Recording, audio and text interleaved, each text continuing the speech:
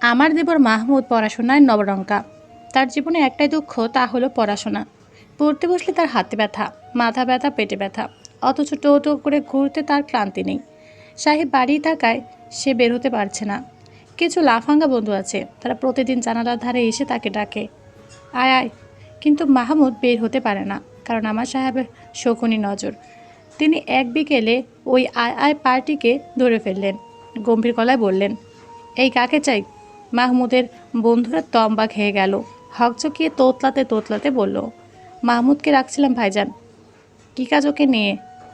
কোচিংয়ে যেতাম। ডাহা মিথ্যা, মাহমুদের এই সময় কোনো কোচিং নেই। ও এখন বড় মাঠে ক্রিকেট খেলবে। ছেলেটা সামনে ফার্স্ট ইয়ার পরীক্ষা, অথচ গুরুত্ব নেই তার। আমারও টেস্ট পরীক্ষা সামনে। ইস, হয়তো দেওয়া হবে না। বুকের ভেতরটা ফোঁস করে ফেলে মনোযোগ হলাম সাহেবের কর্মকাণ্ডে। সাহেব তাদের বলে উঠলেন, এই উপরে আসো তোমরা, কোন কোচিং আমিও দেখি। মাহমুদ এবং তার আয় আয় সংঘ জেরায় পড়ল সাহেবের। তাদের মুখগুলো একেবারে বিবর্ণ লাগছে। সাহেবকে তারা কোনো মতে বলল, ভাইজান কেমিস্ট্রি কোচিং আছে। স্যারের নাম কি? তুর্য স্যার। কোথায় হনু? জি বললাম, তিনি কোন কলেজের স্যার? স্যার না ভাই, ভার্সিটির কেমিস্ট্রিতে পড়ে। এই জন্যে মাহমুদ নতুন করে 200 টাকা চেয়েছিল। হ্যাঁ, আসলে হাফ ইয়ারলিতে ফেল করেছিলাম তো, তাই। যা বই নিয়ে আয়, আমিও দেখি তুর্য ভাই কী পড়ায়। মাহমুদ এবং আয় আয় সঙ্গের প্যান্টে হিসু করে দেওয়ার মতো অবস্থা হলো। আমার সাহেবের ধারালো বাঘের মতো দৃষ্টি প্রকোপে তারা বলে দিবে যেন, ছেড়ে দাও ভাই, কেন্দ্রেবাজি। তারা নড়ছিল না দেখে সাহেব এবার ধমকে উঠলেন, পায়ে কি কেউ সিমেন্ট খোদাই করে দিয়েছে, নাকি পা মেঝেতে চিপকে গেছে? যাস না কেন? মাহমুদ ছুটে গিয়ে বই আনলো। আমার সাহেব টানা প্রশ্ন করতে লাগলো। বুলেটের মতো সেই প্রশ্নের আঘাতে মাহমুদ এবং আয় আয় সঙ্গ কুপকাত। আমার মুখ নিষ্পিস করছিল উত্তর দিতে। একটা সময় ফট করে বলেই ফেললাম 2-1টার উত্তর। আমার উত্তর শুনে সাহেব সরু নয়নে চাইলেন। গাধাগুলোকে আর প্রশ্ন না করে এবার প্রশ্ন আমার দিকে ছুড়লেন। আমি উৎসাহের সাথে উত্তর দিতে লাগলাম। কখন যে আমার মুখ উজ্জ্বল হয়ে গেল টের পেলাম না। সাহেব বই বন্ধ করলেন। মাহমুদকে কড়া সরে বললেন, এই কোচিংয়ে স্যারের সাথে আমি কথা বলবো। শালায় 800 টাকা নিয়েছে, অথচ পর্যায় সারণীর 17 গ্রুপের মৌলের নামও পড়িস না। আমার টাকা কি গাছে ধরে? মাহমুদের মুখ শুকিয়ে চুপসে গেল। আয়া সংঘ একসাথে বলে উঠল, ভাইজান আজকে যাই। কেন কোচিংয়ে যাবে না? শেষ হয়ে গেছে এতক্ষণে, এখন বাসায় যেয়ে পড়তে বসবো বলে ছুট দিল তারা। মাহমুদের মুখটা হাত থেকে পড়ে ভেঙে যাওয়া ডিমের মতো হয়েছিল। সে সুরসুর করে ঘর থেকে বেরিয়ে গেল। আমি ভেবেছিলাম সাহেব বুঝি আমাকে শাবাশি দেবেন, কিন্তু এমন কিছু হলো না। তিনি সুন্দর টেবিলে বসে ফাইলে মুখ গুজলেন, যেন কিছুই হয়নি। শালা কৃপাধারিকারী হুতুম। সাহেবের 15 দিন ছুটি নেওয়া হলো না। একটা বিশেষ দরকারে তাকে 11তম দিনে অফিস যেতে হলো। তিনি সকালে ফোন পেয়ে প্রচণ্ড বিরক্ত হলেন। শুধু ধ্যাত, যন্ত্রণা, ধূর এগুলো বলছিলেন। একবার আমার দিকে তাকিয়ে শুধালেন, পায়ের কী হাল? ভালো। একা থাকা যাবে কি? হ্যাঁ। আর একা তো না, মিষ্টি আপু মা তো আছেন। নিজের প্রবল অহংকারের জন্য আমার মাকে ডেকে আনলেন না তিনি। আনলে ভালো হতো। যাবার সময় আমাকে বাথরুম করিয়ে খাটে বসিয়ে বললেন, আমি যেন এসে কোনো অঘটন না দেখি। কৃপা করে শান্ত হয়ে থাকলে ভালো হয়। আমি মাথা দোলালাম।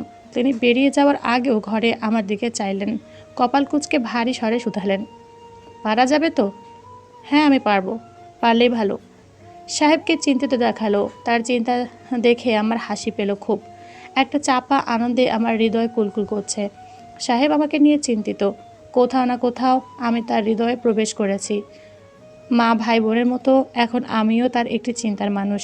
আমি হেসে বললাম, আমার জন্য চিন্তা করবেন না, আমার কিছু হবে না। চিন্তা কে করছে? যত সব। কড়া স্বরে উত্তর দিলেন তিনি। তারপর হন হন করে বেরিয়ে গেলেন। আমি দীর্ঘশ্বাস ফেললাম। আমার অলি কল্পনার উপর তাচ্ছিল্য ভরে হাসলাম। হায় রে কানন, কি হতচ্ছাড়া চিন্তা তোর। সারাদিন বিপদ হলো না, বিপদ বাঁধল বিকেলে। আমার খুব বাথরুম চাপলো। আমি মিষ্টি আপুকে ডাকলাম। মিষ্টি আপুর ঘর আমার ঘরের পাশে। মা থাকেন নিচে। আমি ডাকলে মিষ্টি আপু শুনতে পান। আমি বার কয়েক ডাকলাম, কিন্তু মিষ্টি আপু সাড়া দিলেন না। তিনি হয়তো ঘুমাচ্ছেন। মাকে ডাকা অনর্থক। বেচারি হাঁটুর ব্যথা নিয়ে দোতলায় আসতে পারবেন না। তা ঠিক করলাম নিচেই যাব। আমি ধরে ধরে দাঁড়াতে পারি তখন। পায়ের চামড়া বেঁধেছে খানিকটা। অ্যান্টিবায়োটিক অবশ্য তখনও চলছিল। গোড়ালিতে ভর করে হাঁটলে আমি বোধ করেছিলাম পারবো। পেটিকোটটা গুটিয়ে আস্তে করে খাট থেকে নামলাম। গোড়ালিতে ভর দিয়ে গিয়ে বাথরুমে গেলাম। আমার নিজের উপর গর্ববোধ হচ্ছে। সাহেব আসলে তাকে বলবো, আপনি আর কামাই দেন না, আমি সুস্থ। ততক্ষণ পর্যন্ত কোনো ঝামেলা হলো না। যেই ফেরত আসবো অমনি একটা মস্ত তেলাপোকা দেখতে পেলাম বেসিনের কোণায় শুষ করে বের হচ্ছে। তেলাপোকাটা আবার উঠতেও পারে। ওই দেখে আমার আত্মা খাঁচা খাড়া হলো। আমি উড়ন্ত তেলাপোকা প্রচণ্ড ভয় পাই। যেই না তেলাপোকাটা তার পাখা উড়ালো, আমি ভুলে গেলাম আমার পায়ে এখনও কাঁচা মাংস। আঙুল ভেজাতে রাখতেই জ্বলে উঠল। তেলাপোকাটাও আমার মাথার উপর উঠছে। ভয়, আতঙ্ক আর যন্ত্রণায় আমার অবস্থা নাজেহাল। তাড়াহুড়ো করে বের হওয়ার জন্য দৌড় দিতেই পাটা পিছলে গেল মেঝের পানিতে। আমি টাল না সামলাতে পেরে বাথরুমের কলের নিচে পানি ভর্তি বালতিতে মুখ থুবড়েও পড়লাম। আমার পায়ের কাঁচা মাংস থেকে গল গল করে রক্ত বের হতে থাকলো। কি তীক্ষ্ণ ব্যথা! আমার চিৎকারে অবশেষে মা এবং মিষ্টি আপু এলেন। আমি ভেজে একাকার। তারা আমাকে তুললেন। মিষ্টি আপু বললেন, আমাকে ডাকলে না কেন? আমি ব্যথায় কাঁদতে কাঁদতে বললাম, ডেকেছিলাম। আমার ভেজা কাপড় পরিষ্কার করে দিলেন মিষ্টি আপু। পা ড্রেসিং করলেন। সদ্য বাঁধা কাঁচা চামড়া বালতির কোণায় লেগে আবার নরম হয়ে গেছে, তাই রক্ত বেরিয়েছে। এই ঘটনা সাহেবকে জানানোর 1 ঘন্টার মধ্যে তিনি বাড়ি এলেন। অবিন্যস্ত এলোমেলো অবস্থা তার। টাইটা ঢিলে হয়ে আছে। শার্টটার অবস্থা বেগতিক। ঘামে তার চুল লেপ্টে আছে কপালে। হন্ততন্ত হয়ে ঘরে ঢুকলেন তিনি। আমার পায়ের অবস্থা খুব একটা খারাপ নয়, কিন্তু তা দেখে সাহেবের মুখখানা কেমন যেন রাগে লাল হয়ে গেল। তার রাগে লাল হওয়া মুখখানা দেখে আমার বুকে ত্রাস বাসা বাঁধল। তার চোয়াল কঠিন, চোখ রোষের অগ্নিতে দগ্ধ। মিষ্টি আপু দিকে তাকিয়ে খুব শান্ত স্বরে শুধালেন, কীভাবে হলো? ও আমাদের কাউকে ডাকেনি, একা একা বাথরুমে গিয়েছে। মিষ্টি আপুর মিথ্যে কথাটা আমাকে খুব কষ্ট দিল। আমি আহত চোখে তার দিকে তাকালে তিনি অপরাধীর মতো তাকাচ্ছেন। বুঝলাম ভাইয়ের রাগের শিকার সে হতে চান না। পরে অবশ্য তিনি ক্ষমা চেয়েছিলেন, বলেছিলেন, তোমাকে ভাই কিছু বলবে না, কিন্তু আমাকে কাঁচা চিবিয়ে খাবেন। মিষ্টি আপুর ভাষ্য শুনে আমার দিকে চাইলেন সাহেব। আমি তার দিকে তাকিয়ে নিরীহ পাশবিকের মতো পড়লাম। আমার তস হয়েছিল না। তিনি কিছু সময় আমার মুখের দিকে তাকিয়ে থাকলেন, কপালের চামড়া টানতে লাগলেন, তারপর হন হন করে বেরিয়ে গেলেন। তার চোখ মুখ ছিল ইস্পাতের মতো কঠিন। হয়তো বউয়ের কাছে কৃপা চাইতে পারলেও বউকে সবার সামনে ধমকানোর স্বভাব তার নেই। ফলে একটু স্বস্তি পেলাম। মা তার পেছন পেছন বের হলেন। তিনি ঘরের বাইরে চিৎকার করছেন। সে চিৎকার আমার ঘর অব্দি আসছে। মা তাকে শান্ত করার প্রবল চেষ্টা চালাচ্ছেন। ব্যর্থ চেষ্টা। এর মধ্যে একটা কথা খুব কানে বিঁধল। এজন্য আমি বাচ্চা মেয়ে বিয়ে করতে চাইনি। আমি বলেছিলাম না যে আমি আর কারো দায়িত্ব নিতে পারবো না? শুনলেন না কেন? যন্ত্রণা যত সব আমার ঘাড়ে জোটে।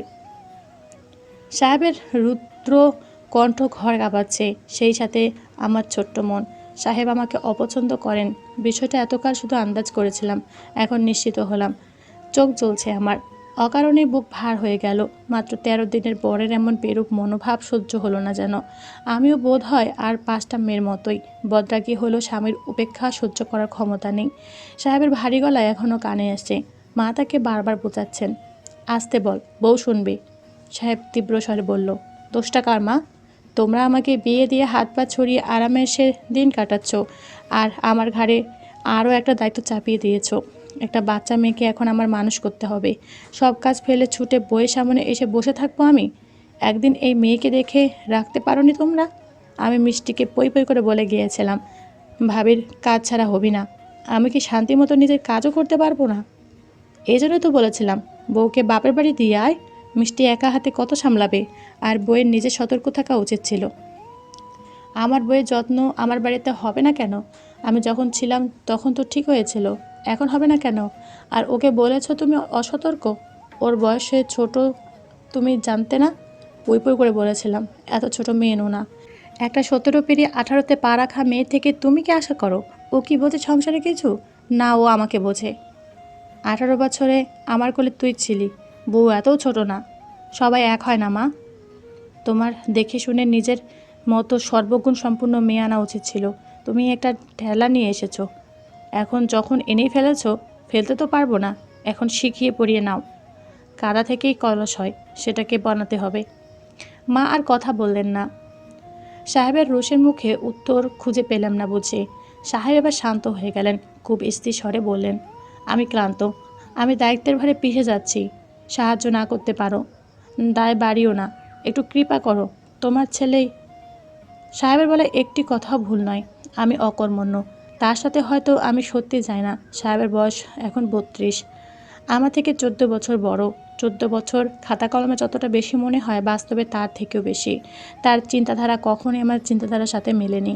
সমস্যার সময় তিনি যতটা স্থির, আমি ততটাই অস্থির। আমার ছোট্ট মস্তিষ্ক কখনোই তার গভীর চিন্তাধারাগুলো বুঝে উঠতে পারেনি। আমাদের মধ্যে আজীবন এই 14 বছরের বিশাল তফাটা থেকেই গেছে। এই কথাগুলো এখন শুনলে আমার ততটা খারাপ লাগতো না যতটা তখন লেগেছিল।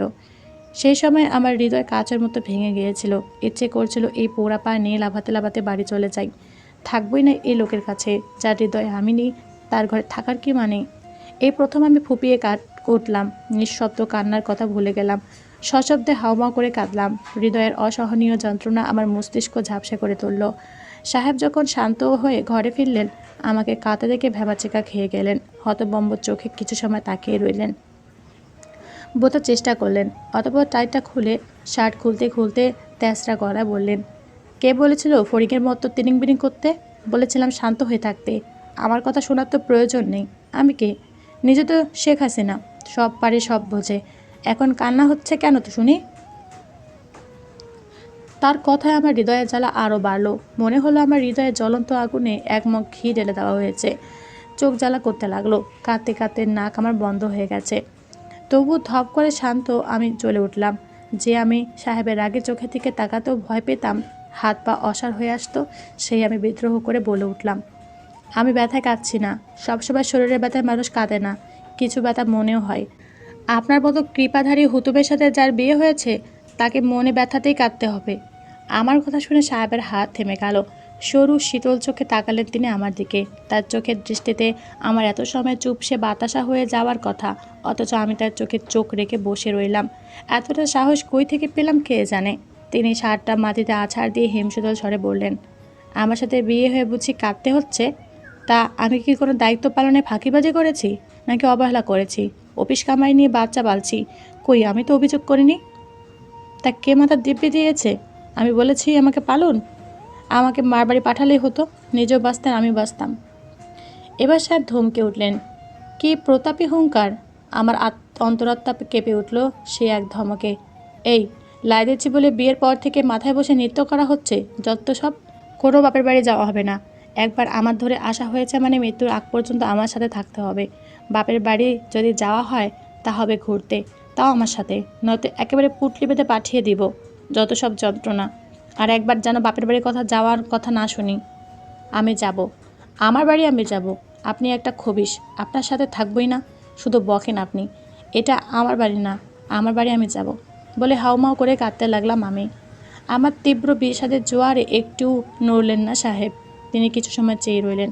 অতবড় একটা পাঞ্জাবি গায়ে গলিয়ে বেরিয়ে গেলেন। সেই যে বড় বড় পায়ে হনহন করে বেরিয়ে গেলেন আর ফিরলেন রাত 10টার পর। রাতে খেলেনও না, না আমার সাথে কথা বললেন। রাতে ঘুমানোর সময় আমাকে কোলে তুলে বাথরুম করালেন, ওষুধ খুলে পিরিচে করে দিলেন, কিন্তু কথা বললেন না। ঘুমানোর সময় আমার দিকে পিঠ করে শুয়ে পড়লেন। আমার এত কান্না পেল, তার ভারী রাগী কণ্ঠ শোনার জন্য আমার অভ্যেস হয়ে গেছে। তার নীরবতা তার ধমকের থেকে তিক্ত লাগলো। অকারণে আমি ছটফট করতে লাগলাম। তার উন্মুক্ত পিঠের দিকে তাকিয়ে থাকলাম অনেকটা সময়। একটিবার সে কৃপাও চাইলেন না। ইচ্ছে করলো বলতে, আপনি বকুন তাও ভালো, কিন্তু এভাবে নিশ্চুপ থাকবেন না। আপনার ধমক আপনার নীরবতা থেকে বেশি মিষ্টি। আপনাকে কৃপা না করতে পারা যে কতটা যন্ত্রণাদায়ক আপনি নিজেও জানেন না। সাহেব রাগ পড়তে সময় লাগলো। আমার পা সারতে আরও 1 সপ্তাহ লাগলো। এই 1 সপ্তাহখানেক সাহেব হাফ ডে করে চলে আসতেন। মিষ্টি আপু অত্যধিক সতর্ক হয়ে গেলেন আমার প্রতি। সাহেব বাসা সবার সাথে ধমকাধমকি করলেও তিনি আমার উপর ধমকাধমকি করলেন না। আমি এই কয়দিনে আরও অধৈর্য হয়ে উঠলাম। কাটার খোঁচা খাওয়ার আমার অভ্যাসে পরিণত হলো যেন। আমি আর না পেরে এক রাতে তার হাত টেনে ধরলাম। আমার হাত টেনে ধরা দেখে সাহেব তীক্ষ্ণ চোখে তাকালেন, হালকা গলায় শুধালেন, কি আপনি আমার ওপর রেগে আছেন? তিনি উত্তর দিলেন না, শান্ত চোখে তাকিয়ে রইলেন। হাতটা ছাড়াতেই যাবেন, আমি আরও শক্ত করে ধরে বসলাম। লজ্জা শরম সব গিলে বসলাম। আমি তার চোখে চোখ রেখে বললাম, সেদিনের জন্য ক্ষমা করে দিন, আমার ভুল হয়েছে। সেদিন ওভাবে বলা উচিত হয়নি। মা বিয়ের আগে আমাকে ভালো করে বুঝিয়ে বলেছেন, স্বামীর কাছে ক্ষমা চাইতে কার্পণ্য করবি না, মনে রাখবি সে তোর অভিভাবক। তিনি আমার দিকে আগের মতো তীক্ষ্ণ চোখে চেয়ে রইলেন। একটা হুঁশ করে নিঃশ্বাস ফেলে নিরুৎসাহিত স্বরে বললেন, ভুল বুঝলে ভালো, অবশ্য ভুল তো আমার। লাই দিয়ে বাদর মাথায় তুললে সে তো লাফাবেই। ব্যাস, আবার আগের ফর্ম। ক্ষমা চাইলে দেরি নেই। লোকটা তাচ্ছিল্য ভরা বুলি গুলির বেগে চলে আসলো। সে নাকি আমাকে লাইও দেয়, এটাও বিশ্বাসযোগ্য? তবুও আমি অসহায় মুখে তার দিকে তাকিয়ে রইলাম। তিনি আমার পাশে বসলেন। তিনি গম্ভীর্য অটুট রেখে বললেন, বিয়ের পর মেয়েদের বাপের বাড়ি যাওয়ার হিড়িক আমার অপছন্দ। এই বাড়ি পছন্দ না হলেও এই বাড়িটাকে আপন করতে হবে। বাপের বাড়ি যাওয়া হবে কাল ভাদ্রে, কিন্তু পা পুড়েছে, জ্বর হয়েছে বলে বাপের বাড়ি যাবা? এই কথা আমার সহ্য হয় না। কৃপা করে কথাগুলো মনে রাখলে ভালো হয়। তিনি উঠতেই যাবেন, আমি অসহায়ের মতো শুধালাম, আমার সাথে ভাববার চেয়ে কেন কথা বলেন? আমার নাম কানন। আমাকে কানন বলে ডাকলে কি হয় আপনার? তিনি প্রশ্নটার জন্য প্রস্তুত ছিলেন না। সূক্ষ্ম চোখে আমার দিকে মুখ বরাবর তাকিয়ে রইলেন কিছু সময়, অতঃপর কঠিন গলায় ঘোষণা দিলেন, পারবো না। যে না আমার চেহারার নাম রেখেছে পেয়ারা। আমি তার দিকে একরাশ হতাশ নিয়ে তাকিয়ে রইলাম। তিনি আমার চোখ নিজের হাতে ঢেকে দিয়ে বললেন, আমি আমার দিকে এভাবে তাকালে নিষেধ করছি না, যন্ত্রণা যত সব। পা ঠিক হওয়ার পর থেকে আমার জীবনের গতি বদলে গেল। প্রতিদিন ফজরের সময় উঠে পড়ি। সাহেব নামাজ পড়ে এসে চা খান, আমি নিজ হাতে সেই চা বানাই। সাহেবের কড়া আদেশ, এবার পা পড়লে হাসপাতালে রেখে আসবো। ফলে সতর্ক হলাম 10 গুণ। তিনি অফিস চলে গেলে বাড়িতে আমি আর মা। মিষ্টি আপুর পরীক্ষা শুরু হয়েছে। মাহমুদ আয় সঙ্গে সাথে টোটো কোম্পানির কাজটা আবার শুরু করেছে। এর মধ্যে একদিন মিষ্টি আপুর জন্য একটা বড় ঘরে সম্বন্ধ এলো। ছেলে বিসিএস ক্যাডার। মিষ্টি আপুর থেকে বয়সটা একটু বেশি। আমার আর সাহেবের মতো তাদের বয়সের পার্থক্যটা না হলেও খুব কমও না। একটু ভরি আছে, মাথায় একেবারে চুল নেই। মিষ্টি আপুর পাশে খুব একটা মানায়ও না, তবুও মা খুব আগ্রহী। সম্বন্ধটা আমার খালা শাশুড়ি এনেছেন। তার ভাষ্যমতে এমন ছেলে চিরুনি তল্লাশিতেও পাওয়া যাবে না। তারা কোনো কিছু চায় না। মিষ্টি আপুকে দেখে পাগল হয়ে গেছেন। সোনায় মুড়িয়ে নিয়ে যাবে তারা। আরও কত কি। আমি ছবি দেখে মিষ্টি আপুকে শুধালাম, তোমার পছন্দ হয়েছে আপু? মিষ্টি আপু মোলের মুখে বললেন, আমার কি পছন্দ ভাবি? মা ভাইয়া যা বলবে। আমার মনে হয় মিষ্টি আপু এই সম্বন্ধে খুশি নন, যদিও আমার আন্দাজ পরে খেটেও গিয়েছিল। তবুও আমি ছোট হিসেবে বড়দের মধ্যে কথা বললাম না। মা যখন সাহেবকে উৎসাহিত স্বরে জানালেন, সাহেব গম্ভীর স্বরে বললেন, তা হবে না। মিষ্টির পড়াশোনা শেষ না হলে আমি বিয়ে দেব না। মিষ্টির এখন 22 বছর বয়স। তো আমি বিয়ে দেব না। ছেলে মিষ্টিকে হীরায় মুড়ালেও দেব না, মার্সিডিজে এলেও দিব না। পড়াশোনা শেষ হোক, তারপর ভাববো। ততদিন কি আইব্রো থাকবে? বয়স বেশি হলে বিয়ে হবে পরে, না হলে আমার কাছে থাকবে। আমার তো ওর খরচ বইতে সমস্যা নেই। তাহলে আমার বাড়িতে থাকবে আমার বোন। মুয়ামিন, তুই জোর করিস না। বুঝিস না কেন বাবা? মেয়ে মানুষ তো, বয়স বাইন মাছের মতো। তোর বিয়ে আমি 32-এ দিয়েছি, কিন্তু মিষ্টিকে ওই বয়সে বিয়ে দিতে পারবো না। খুব উদ্ধার করেছো। এনেছো তো একটা গ্যাদা। ওই যে পানি ঢালতে যে পা পুরায়, আমার শেষ কথা, মিষ্টির বিয়ে হবে না। সবাই আমার মত না যে বিয়ের পরও বউকে লেখাপড়া করাবে। কথাটা শুনলে আমার এবং মার পিলে চমকে উঠল। আমার চোখ মুখ খুশিতে উজ্জ্বল হয়ে উঠল। মায়ের মুখটা খানিকটা বেজায় হলো। তিনি অসন্তোষ গলায় বললেন, বৌমা আর পরে কি হবে? অশিক্ষিত থাকবে নাকি? আমি মাস্টার্স ফার্স্ট ক্লাস আর আমার বউ ইন্টার ফেল। বাচ্চা কাচ্চা তো 5 পাসও করতে পারবে না। মা পালো, বোন পালো, ভাই পালো, বউ পালো, এরপর বাচ্চা কাচ্চাকেও আমার পালতে হবে। তা হবে না। আমি আর দায়িত্ব নিচ্ছি না। অন্তত কলেজের গণ্ডি পার হোক। গিলু না থাকলে হেসেল টানবে। হেসেল তো আছেই, পার্মানেন্ট অ্যাড্রেস। মা মিনমিনিয়ে বললেন, বউ কলেজে গেলে মিষ্টির ওপর কত চাপ পড়ে যাবে। ভাবি ননদ মিলেমিশে কাজগুলো করতো, আর আমিও তো তাহলে বাসায় একা থাকবো। সাহেব খুব দায়সারাভাবে বললেন, রবি খালা তো আসেই বাসায়। ওই সময়টা না হয় সে তোমাকে সঙ্গ দিল। আর কলেজে যে প্রতিদিন যেতে হবে না সেটাও তুমি জানো। এ নিয়ে আর কোনো কথা বলতে চাই না মা। বলে সাহেব বড় বড় পায়ে ঘরে গেলেন। মা অসন্তোষ মুখে বসে রইলেন। আমি সাহেবের পিছু পিছু ঘরে এলাম। আমাকে এক কোণায় শাড়ির আঁচলে আঙুল পেঁচাতে দেখে সাহেব আর চোখে চাইলেন। বিছানায় বসে চুল টানতে টানতে বললাম, কি? ধন্যবাদ, খুব মৃদুস্বরে বললাম। সাহেব একটা দীর্ঘশ্বাস ফেলে কঠিন গলায় বললেন, টাকা আমার গাছে ধরে না। পড়াশোনা করাচ্ছি, রেজাল্ট যেন খারাপ না হয়। আর পড়াশোনা করেছি বলে ফড়িংয়ের মতো উড়বো এমনটা যেন না হয়। সংসারে বাতাস লাগানো যাবে না। আমি কোনো অভিযোগ চাই না। নিজের ঘর আজীবন মিষ্টি বা মা সামলাবে না, তাই অনীহা যেন আমি না দেখি। কলেজে আমি দিয়ে আসবো। আসার সময় একটা রিক্সা ঠিক করে দেব, সে দিয়ে যাবে। কলেজের বাহানায় অন্য জায়গায় ঘুরঘুরানি যেন চুকচুক না থাকে। কথাগুলো কানে গেছে পেয়ারা? পেয়ারা? তিনি আমাকে পেয়ারা বলে ডাকলেন। আমি হতভম্ব চোখে তার দিকে তাকালে তিনি ভ্রু নাচিয়ে শুধালেন, কি? আমার নাম কানন। কৃপা করে কপালে খোদাই করে রাখলে ভালো হয়, তাহলে যদি অন্তরস্থ হয়।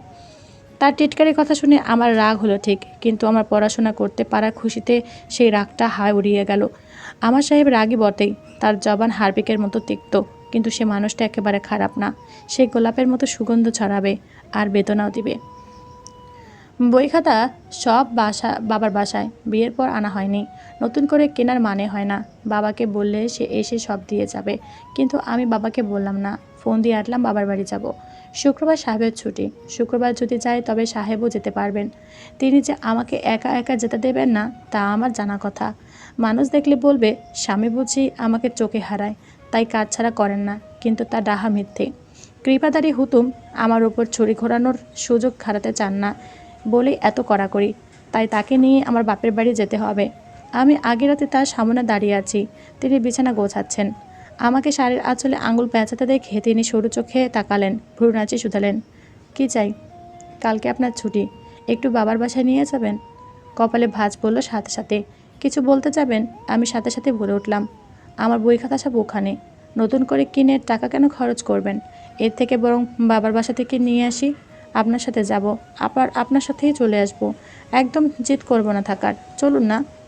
তিনি কিছু সময় শান্ত চোখে আমার দিকে তাকিয়ে রইলেন। আমাকে ঠিক কী বলে ঝাড়ি দেবেন বুঝে উঠতে পারলেন না বোধ হয়। এরপর মুখ কুঁচকে বললেন, ধান্দাবাজ। অবশেষে বিয়ের 1 মাস পর আমি বাপের বাড়ি গেলাম। মা আমাকে দেখে জড়িয়ে ধরলেন, অশ্রু পড়ছে তার চোখ থেকে। বাবা সেভাবে তার আনন্দ ব্যক্ত করতে পারলেন না ঠিকই, কিন্তু তিনি অস্থির হয়ে উঠলেন আমাদের আপ্যায়নে। মা আমার পছন্দে রান্না করলেন। আমাদের পরিকল্পনা ছিল বিকেলে ফেরত আসা, কিন্তু মা বাবা জোরাজুরিতেই আমাদের সেদিন থেকে যেতে হলো। সাহেব মা বাবাকে ঝাড়ি দিতে পারলেন না। আমার মা তার সামনে আমাকে নলা দিয়ে খাইয়ে দিলেন। কতদিন পর মায়ের হাতে খেলাম। এতদিন খেলেও আমার মনে হলো অবশেষে আমার ক্ষুধা তৃপ্ত হলো। খাওয়া দাওয়া শেষে সাহেব গেলেন আমার ঘরে। ছোট সাজানো মেয়েলি ঘর, খাটটাও ছোট। তিনি দেয়ালে আমার আঁকা ছবিগুলো দেখছিলেন। মা একটু পর পর আমাকে পাঠাচ্ছিলেন যেন জিজ্ঞেস করি কী লাগবে। প্রথমবার তিনি কঠিন স্বরে বললেন, কিছুই না। দ্বিতীয়বার চা চাইলেন, তৃতীয়বার কাপড়। শার্ট প্যান্ট পরে তার অসহ্য লাগছিল, তাই বাবার লুঙ্গি দিলাম তাকে। তিনি লুঙ্গি পরেন না, ফলে বড্ড বিরক্ত হলেন। রাগী স্বরে বললেন, চাল কি আমি বুঝি না? থাকার ইচ্ছে যখন ছিল আমাকে বললেই হতো। রাতে মা এলাহি কাণ্ড করলেন। সাহেব অবশ্য বাজার করে এনেছিলেন। বাবা খুব লজ্জিত স্বরে বললেন, এত বাজারে কি দরকার ছিল? তিনি নিরুত্তাপ স্বরে বললেন, এটা তো আমার কর্তব্য। রাতে খাওয়া দাওয়া শেষে আমি ঢুকলাম মায়ের ঘরে। অনেকক্ষণ মায়ের কোলে মাথা রেখেছিলাম। মা আমার মাথায় বেলি কেটে দিলেন, চুলে তেল দিয়ে দিলেন, মাথায় বেনি করে দিলেন। সাহেব ছিলেন আমার ঘরে। আমাকে না দেখে তিনি হাঁক দিলেন, পেয়ারা পেয়ারা। মা কথাটা বুঝলেন না। তিনি ভাবলেন তার জামাই মনে হয় পেয়ারা খেতে চায়। তিনি ইতস্ততভাবে বললেন, এই রাতে পেয়ারা কই পাই? আমার লজ্জায় মিশে যেতে ইচ্ছে হলো। এই বুড়া লোক আমার মান সম্মান রাখবে না। মা পাশের বাড়ি থেকে পেয়ারা পাড়িয়ে কেটে মেখে আমাকে দিয়ে পাঠালেন। আমি তার সামনে পেয়ারা মাখায় নিয়ে যেতে বললাম, নিন খান। তিনি কপাল কুঁচকে শুধালেন, এটা কি পেয়ারা? একটু আগে চেঁচাচ্ছিলেন মা পাঠিয়েছে। তিনি কঠিন চোখে আমার দিকে তাকালেন। আমার খুব একটা পাত্তা দিলাম না। এটা আমার বাড়ি, ওনাকে পাত্তা দেব কেন? তিনি আমার দিকে তাকিয়ে বললেন, আমি ঘুমাবো। ঘুমান। কিবা করে ঘরে আসলে তো ভালো হয়। আমাকে লাগবে কেন? আমি কি এখন আপনাকে ঘুম পাড়িয়ে দেব? বাপের বাড়ি জোরেই যেন আমার মুখে খই ফুটল। তিনি কঠিন মুখে কিছু সময় আমার দিকে তাকিয়ে রইলেন। আমি তার দৃষ্টিতে হতাশ হয়ে বললাম, দাঁড়ান, মাকে বলে আসি। তিনি বাধ্য হয়ে বাবার লুঙ্গি পরলেন। বাবার পাঞ্জাবি তার গায়ে লাগলো না বলে সেটা পরতে পারলেন না। উদম গায়ে শুয়ে পড়লেন। আমি লাইট বন্ধ করে তার পাশে শুইলাম। খাট ছোট বলে আমাদের মধ্যখার দূরত্ব ছিল না বললে চলে। আমার গায়ে তার উদম শরীর স্পর্শ লাগছে। জানালা দিয়ে চাঁদের মিহি আলো ঘরে আসছে, সেই সাথে শীতল বাতাস হয়ে উঠছে পর্দা। বৃষ্টি হবে বলে মেঘের গর্জন একটু পরপর শুনতে পাচ্ছি। ঝড় হবে হয়তো। সাহেব এপাশ ওপাশ করতে করতে আমার দিকে মুখ ফিরে চাইলেন। তার ঘুম আসছে না। খাট ছোট হওয়ার জন্য আমারও ঘুম আসছে না। একটু ঠিক করে শুতে গেলে সাহেবের শরীরের সাথে মিশে যাচ্ছিলাম। সাহেব আমার দিকে চেয়ে আছেন, কাটা কাটা চোখে নয়, বরং বড্ড গভীর চাহনিতে। এমন সময় আকাশ কাঁপিয়ে বিকট বজ্রপাত হলো। আমি কেঁপে উঠলাম না চাইতেই। একটু নড়তেই টাল সামলাতে না পেরে খাট থেকে পড়ে যাবার মতো অবস্থা হলো। সাহেব এক হাতে আমাকে টেনে বুকের মধ্যে নিলেন, এক হাত ঘাড়ের পেছনে ডুবিয়ে নাকে একটা কামড় বসালেন। আমার বুক ধক করে উঠছে। তিনি খুব ধীরে কণ্ঠে শুধালেন, এখন তো পায়ে ব্যান্ডেজ নেই, একটু কৃপা করা যায়?